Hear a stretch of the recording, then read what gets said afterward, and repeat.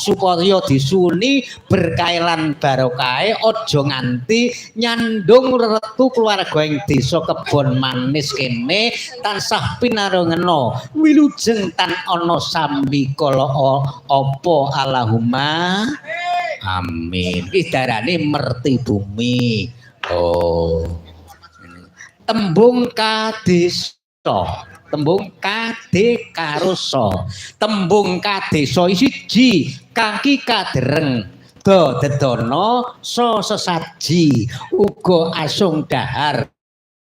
Ana ngersa dalem kaki among nyayamong kaki danyanyai danyang kang bobak cithak ing mapan nang desa Kebon Manis kene supaya diaturi dahar sak kuasane disuni berkah lan pangestune supaya keluarga agung diparingi slamet ya padha ujube nanging beda arane to tembunge oh dadi sing darani tembung syukuran syukur nang salem Gusti Kang Maha Kuwasa ya nang dalem Gusti Allah Subhanahu wa taala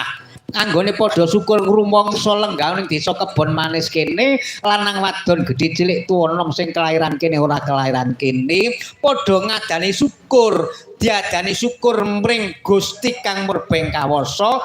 uga mau asung dahar jalaran awake dhewe iki liwat merti budaya ayo padha dibudidaya amprih bisa kasembadan aja nganti ninggalake adat naluri tininggalane para leluhur kabeh jalaran aku kowe kuwi durung ana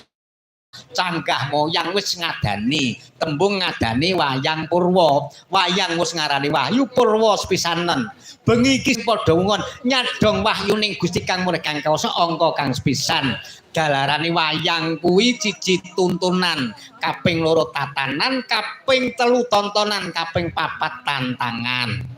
oh ngono ta Tru ayo tembung wayang jemerenge kelir putih karo ireng ki nggambarake glegere manungsa wujud loro dadi sawiji putih seka bapa ireng saka biyung kinantirsan anasir patang perkara bumi geni banyu kelawan angin amarah supiyah alamah lan mutmainah nek tembunge wong sing ora ngerti ya wetan kulon lor kidul ya wis cukup oh nek ngono ya apik Truk urung pati ya oh wah tenan Truk wah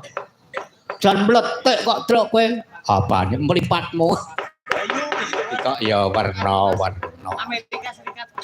nah mula kang saka iku kelir iki pojoke ana papat lho kuwi nggambarake kiblat papat kuwi mau ngono Truk ya nah mula kang saka iku kang gareng mula ana kelir kuwi ana deboke kuwi bumine wayang mula debok digawe dawa karo cendak kuwi nggambarake umure manungsa ya ana sing umure dawa ana sing umure cendak sing umure cendak aja meri sing umure dawa sing umure dawa aja meri sing umure cendak kabeh wis kapurba kawasisa ngersa dalem Gusti Allah Subhanahu wa taala ya ngersa dalem Allah yang Maha Kuwasa manungsa diwajibake nyuwun marang Gusti tansah diparingan kabul panyune Allahumma amin. Wah ngono Truk. Mula dipanggung kiwa kelawan tengen kuwi tansah miwakno barang angkara murka nengeno barang ambek utama. Jalaran manungsa urip ana ngalam donya ki ana tetembungan nek wong Jawa ana caraka. Ana utusan aku minangka utasan Gusti Kang Maha Kuwasa supaya ning alam donya jagat rame bisa gawe sesorah piwulang buruk kang ngono ta Truk wis aja nembang aja omong wae lek ditekake bintang tamune ha ya bos kripik gedang kripik tela lho sithik edang waton rata sesuk nek ditinimbali meneh nek ora mundak ya Truk kaya warna-warna ora mundak barang kuwi nek timbali meneh wah tenan kok Truk wis dadi lengganan jare ya supaya bareng yo aku tak nampalake karo panjenenganipun Mas Gareng karo Mbak Ririt lan Mbak Monika coba kula tak nyuwun sepote ya monggo sepote nganggo gamelan apa nganggo keyboard monggo coba ya monggo